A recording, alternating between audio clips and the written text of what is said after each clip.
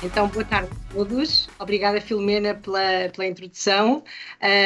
Obrigada também ao António Murta por partilhar comigo Prazer. este painel de discussão. De facto, as apresentações hoje durante todo o dia foram super interessantes.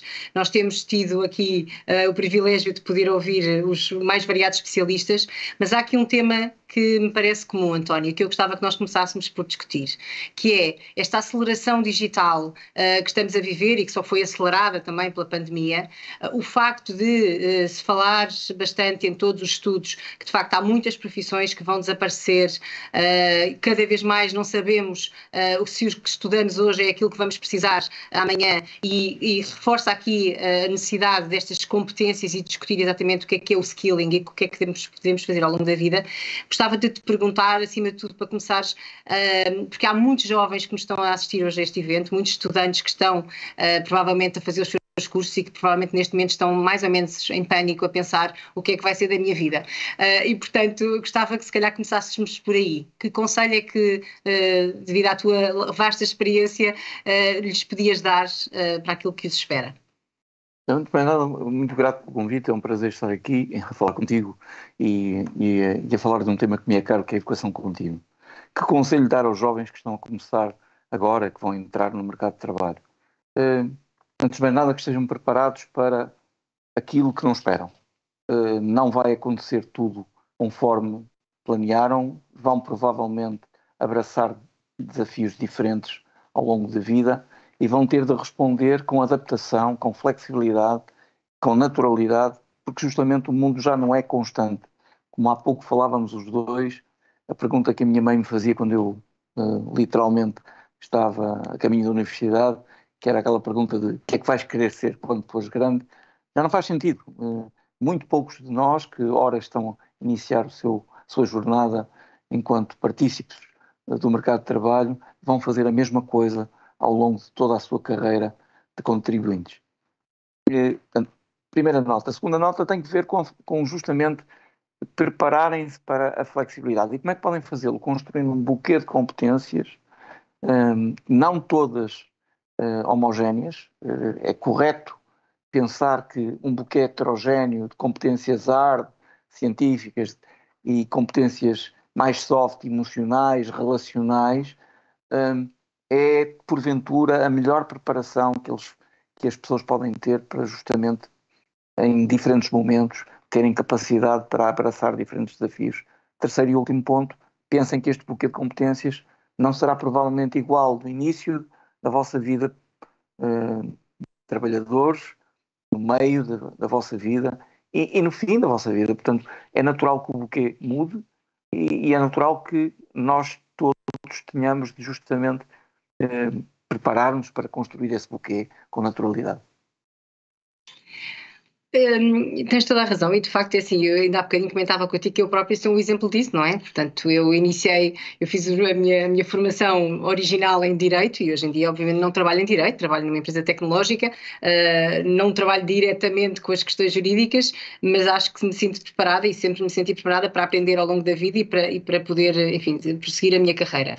Mas de qualquer forma, uma das questões que acho que hoje ficou aqui também patente, e porque ouvimos também várias instituições de ensino superior, é esta necessidade das próprias instituições de ensino superior também se adaptarem a esta questão do upskilling e do reskilling, porque se pensarmos originalmente, estas instituições estavam vocacionadas para fazer para dar os tais diplomas formais, os degrees normais, não é? Digamos assim, tradicionais, mas cada vez mais, provavelmente, o mundo e a aceleração que falámos aqui há pouco e a necessidade de conversão ao longo da vida vai trazer as universidades também, ou deve pensá-las, se elas devem ou não vir para esta arena e para este mundo. Qual é que consideras ser o papel das universidades tradicionais neste contexto de reskilling e upskilling? E como é que vês a relação entre as universidades mais tradicionais e a indústria e a inovação? Antes de mais nada, muito obrigado pela pergunta, porque acho que a pergunta é absolutamente pertinente.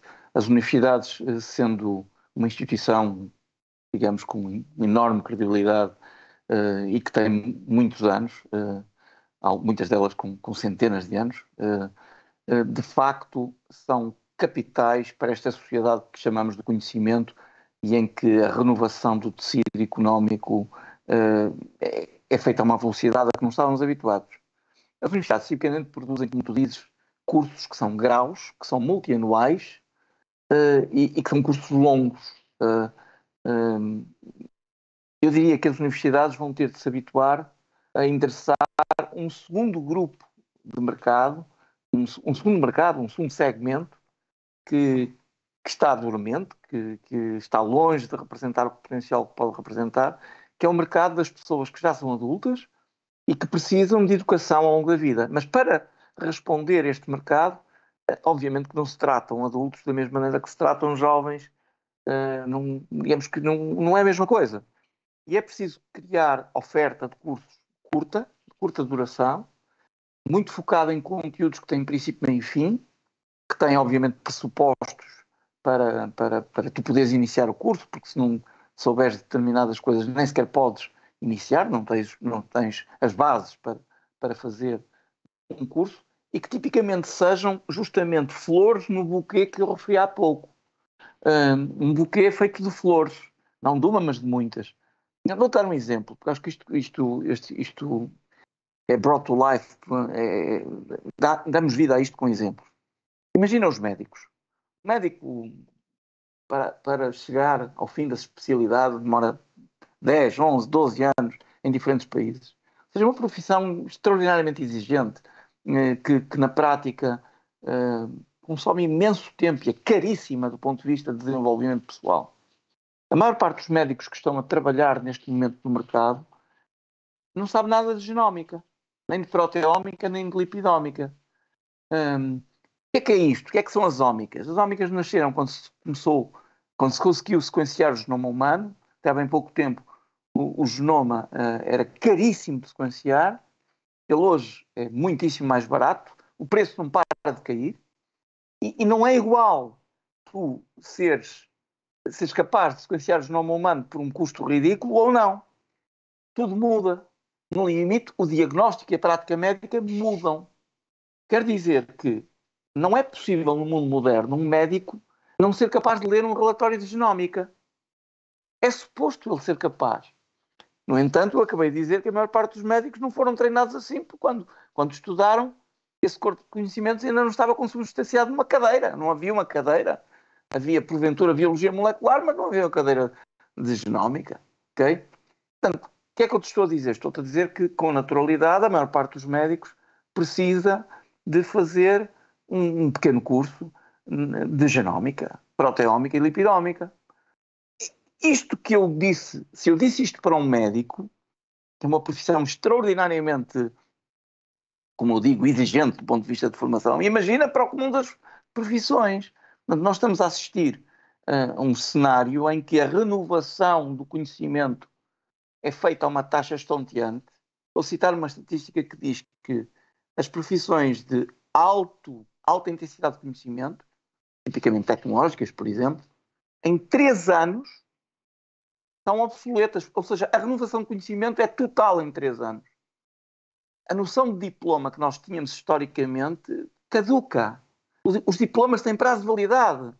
Ora bem, isto é como os frescos nos hipermercados.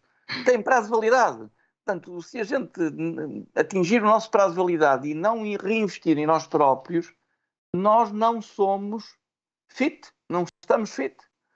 E, portanto, há aqui uma necessidade das universidades criarem oferta muito mais cirúrgica, muito mais curta, muito mais versátil e ao mesmo tempo endereçar uma população adulta que, obviamente, do ponto de vista de maturidade, é porventura mais exigente ainda, mas que representa uma enorme oportunidade de mercado. Se pensares em termos de lifetime value de uma pessoa que é aluno da universidade, provavelmente isto estende o lifetime value daquela pessoa na relação com a sua universidade por um fator multiplicador de N vezes. Essa oportunidade está por explorar e hoje está mais explorada pelos Courseiras, pelos Audacities, do que propriamente pelas universidades clássicas. Mas eu acho que nós vamos a caminho que todas as universidades vão perceber isto, porque precisam de complementar o seu posicionamento com este espectro mais lato de atuação, cobrindo todo o ciclo da nossa vida profissional e não somente a juventude. Claro, sem dúvida. E uma das coisas que nós temos visto bastante, e de resto, obviamente, a Microsoft, enquanto empresa de tecnologia, não só porque também, enfim, sentimos na pele essa questão da renovação tecnológica, como estavas a dizer, altamente intensificada e acelerada, mas porque também temos muitos parceiros que, enfim, fazem a utilização da nossa tecnologia para os seus próprios clientes. Há aqui, de facto, uma necessidade que se sente hoje em dia no mercado e que também foi retratada pela Alexa e também pelos dados que foram partilhados, que é o facto de tu teres, de facto, tens muita falta, há aqui um gap de talento, ou seja, de perfis que são necessários ao emprego, ou seja, há emprego e há desemprego, mas depois há de facto muita gente que não faz o fit com aquilo que são as necessidades atuais. E uma das potenciais soluções pode ser exatamente isso que estavas a dizer, portanto, esses tais cursos de curta duração. Neste momento, enfim, a grande palavra utilizada a nível europeu é as microcredenciais, portanto, cursos mais curtos que possam ter algum tipo de valor para o próprio mercado e que, a nosso ver, deviam obviamente estar ligadas com as certificações de indústria. O que nós temos feito, nomeadamente com o facto de termos recentemente aberto toda a nossa plataforma de training de forma gratuita a toda a gente, portanto, hoje em dia, através do Microsoft Learn, qualquer pessoa pode aprender sobre a nossa tecnologia sozinha, self-paced, em casa, ao seu ritmo, mas poder eventualmente saber o suficiente para poder utilizar a tecnologia. Esse é também um objetivo de democratização do acesso.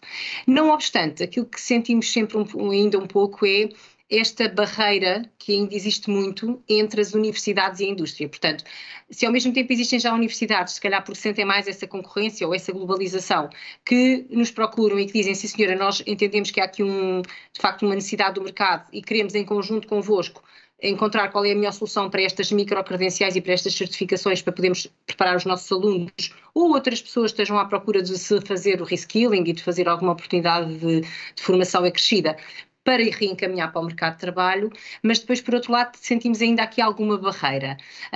Eu gostava também de perceber como é que tu vês esta tensão, que existe muitas vezes entre as universidades e a indústria e a inovação. Eu acho que nós já tocamos bem do lado das universidades. Gostava de falar um bocadinho sobre as empresas. Eu sou um grande fã do modelo dual alemão, que eu acho que faz uma falta imensa em Portugal. Tu vês em Portugal os empresários, por exemplo, queixarem-se que há falta de mão de obra qualificada. Quando eles dizem que falta mão de obra qualificada, não falam necessariamente de cursos de nível universitário. E eu não estou a dizer com isso que não haja ainda maior valor justamente nas empresas que são as ditas da sociedade de conhecimento, que exigem, quase por definição, mão de obra altamente qualificada. Quero recordar que os 7 unicórnios portugueses, que só empregam alguns milhares de pessoas, pouco mais de 10 mil pessoas, talvez, geram um valor equivalente a 40% do PSI 20, que é espantoso, absolutamente espantoso. E é algo que é uma diferença extraordinária da criação de valor em Portugal nos últimos anos. É algo muito interessante. Mas, do outro lado, tu tens um tecido empresarial que precisa também de competências que são potencialmente não universitárias, mas que precisam de existir. Porque se tu não estiveres, não consegues exercer a tua profissão corretamente. Como é que a Alemanha resolve isto? Com um sistema dual, em que, na prática, os grandes grupos económicos, mas não só, porque os pequenos também se federam, organizam-se de tal maneira que as associações os representam, para treinar pessoas, certificando-as e tornando-as com isso mais, digamos, valiosas e também mais apetrechadas para justamente irem de encontro às necessidades. Não são só as universidades que precisam de cumprir esta lacuna, são também as empresas que tipicamente se veem só como clientes do sistema educativo. E o que te estou a dizer é que elas, em alguns casos, não podem ser só clientes, têm de ser elas próprias produtoras, atoras produtoras da elevação da qualificação. De outra maneira, isto não vai funcionar.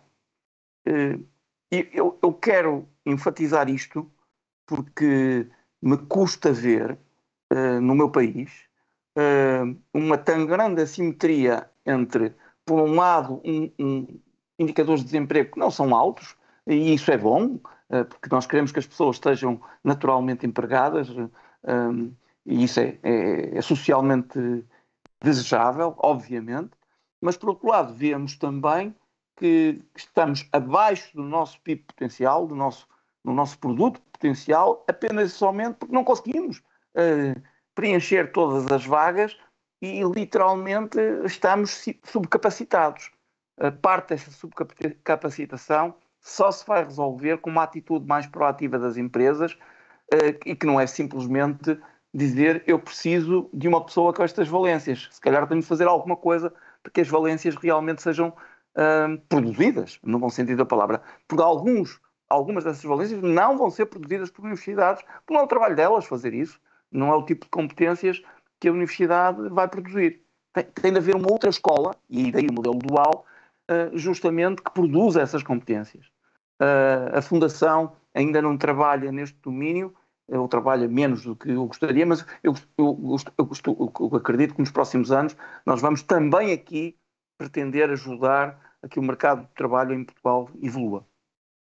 Sem dúvida, e não podia concordar mais contigo. De resto, o nosso sistema de ensino profissional ainda tem muito a aprender, de facto, com esse modelo que acabaste de definir, o modelo alemão, mas também temos já alguns bons exemplos, ainda que infelizmente sejam apenas alguns. Nós esta manhã tivemos um exemplo da escola, da Escola Profissional do Alto Minho Interior, é para mim, que a meu ver é das escolas profissionais em Portugal, talvez mais bem capacitadas e que de facto prepara os alunos de uma forma espetacular, já incluindo robótica, para a indústria, portanto, muita aplicação à indústria que de facto gera muito valor.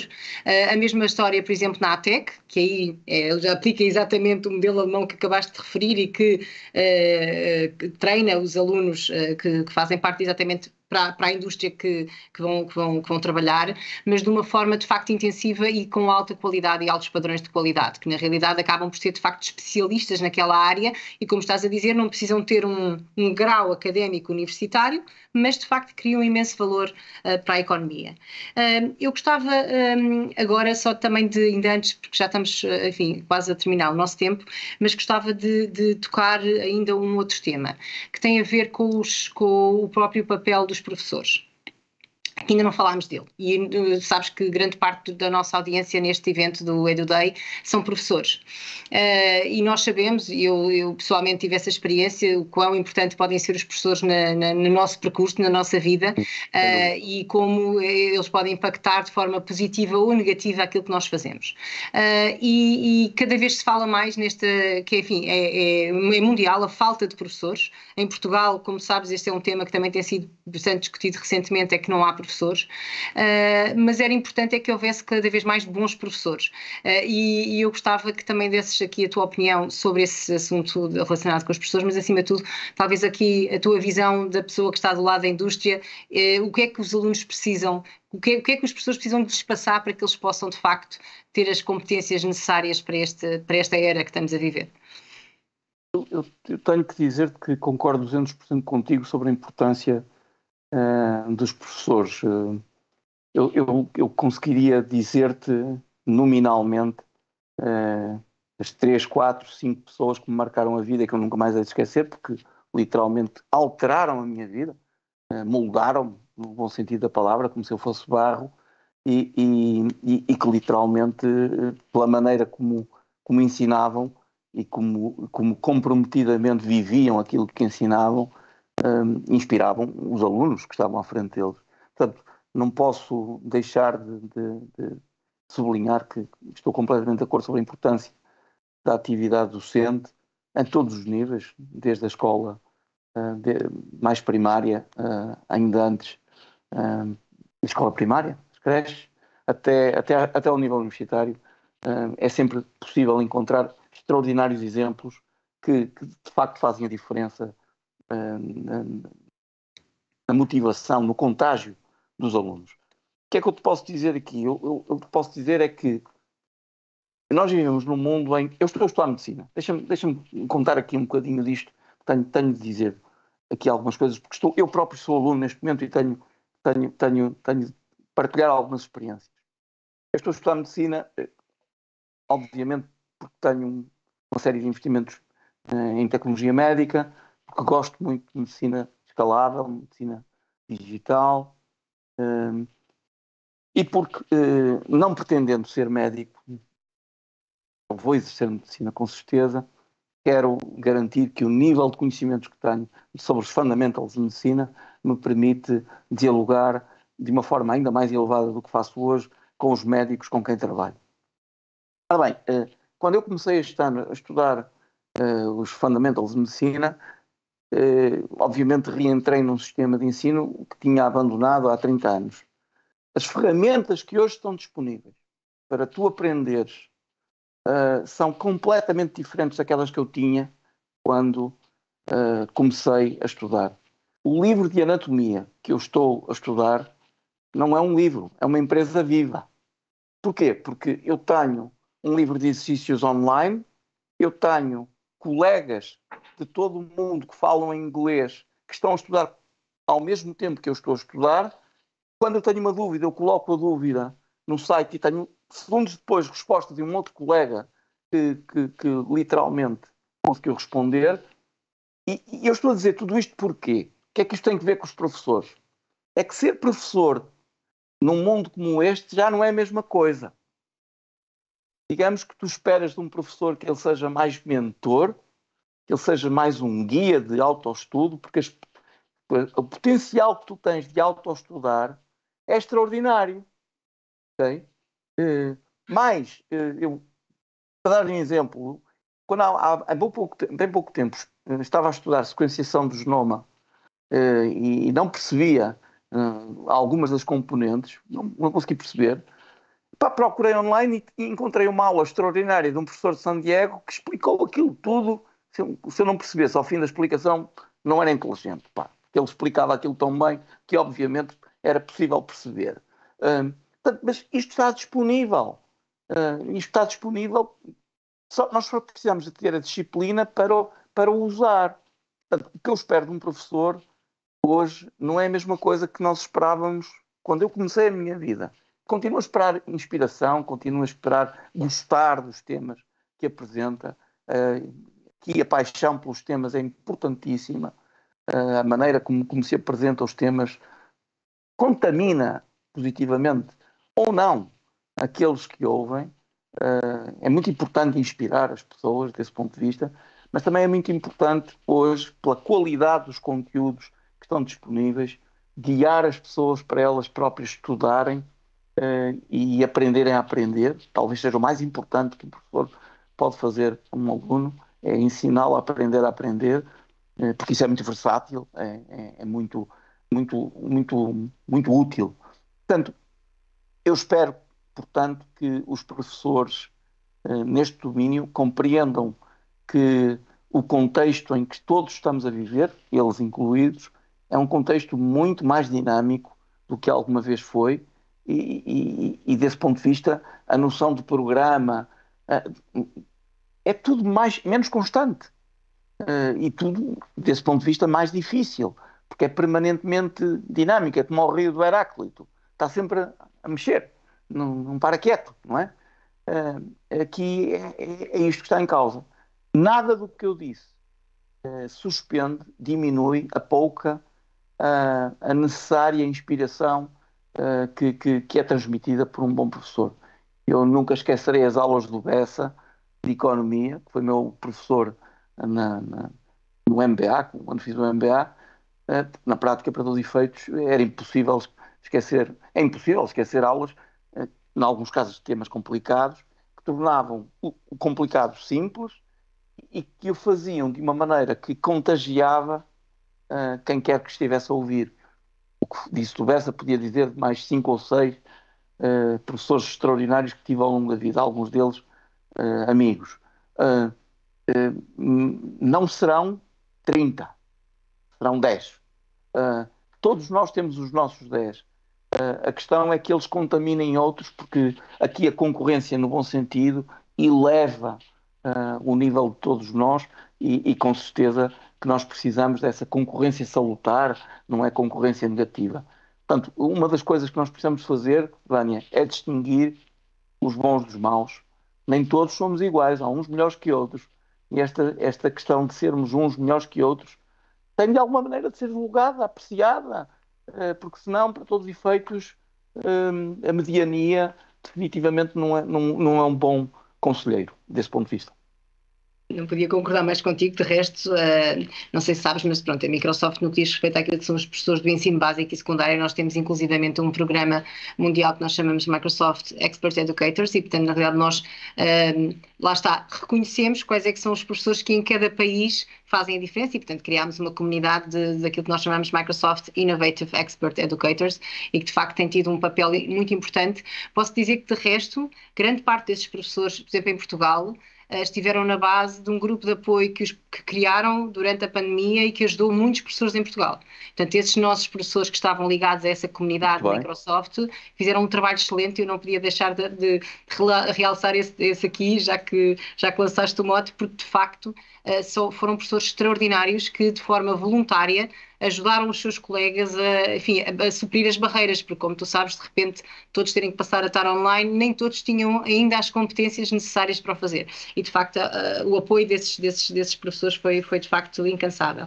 Mas para terminar, e porque estamos mesmo a chegar ao fim, tu tocaste num tema muito interessante, que é o facto deste skilling, desta capacidade de nós podermos recorrer à formação ser global. Ou seja, hoje em dia já não importa muito onde é que tu estás e onde é que tu vais estudar, porque na realidade podes estudar quase em todo lado por causa desta capacidade do online. Claramente também vem desromper aqui estas coisas que nós estávamos habituados de estudar no país onde nasceste e essas coisas. Mas há aqui depois uma questão subjacente que é a questão do talento. E tu disseste nem todos somos iguais.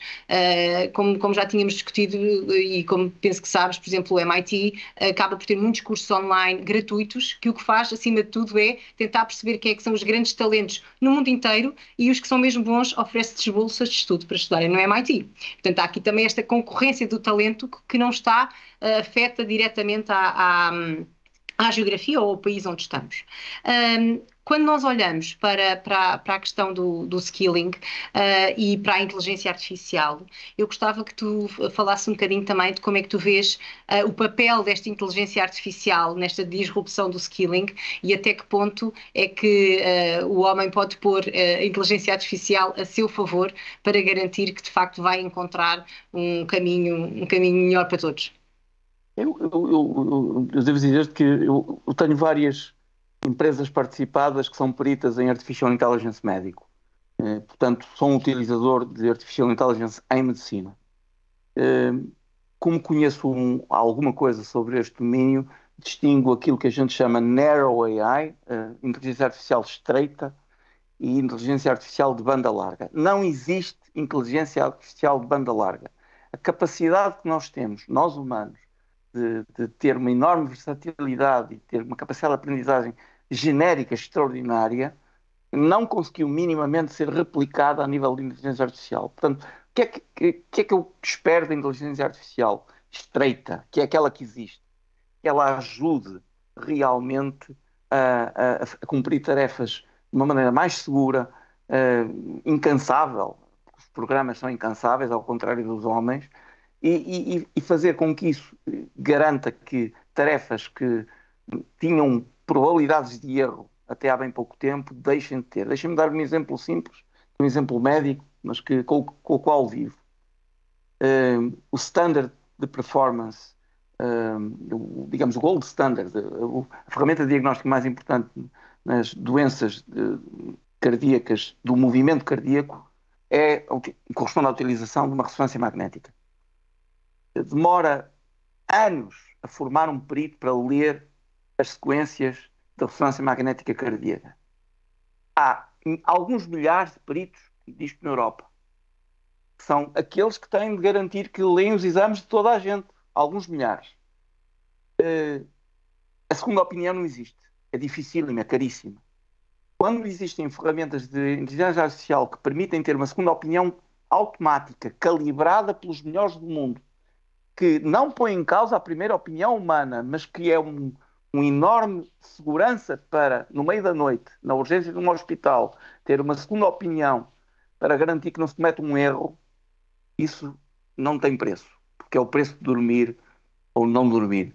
ok? Portanto, É verdade. isso é a inteligência artificial estreita que eu quero, não quero ouvir falar da larga, porque é um papão, não existe e honestamente é uma aberração que não faz Nada sentido falar substitui dela. as pessoas em algumas coisas e, de facto, te queria também deixar esta mensagem, agradecer-te naturalmente o tempo que passámos aqui os dois a discutir estes temas tão interessantes. Claro que isto dava para estarmos aqui muito mais tempo, infelizmente não temos, mas espero que todos tenham gostado e tenham apreciado estas sessões da tarde, e naturalmente que continuem todos a apostar na aprendizagem ao longo da vida e sigam aqui os conselhos, muitos dos conselhos excelentes que o António deixou. Obrigada a todos e até para o ano. Obrigado também. Um abraço.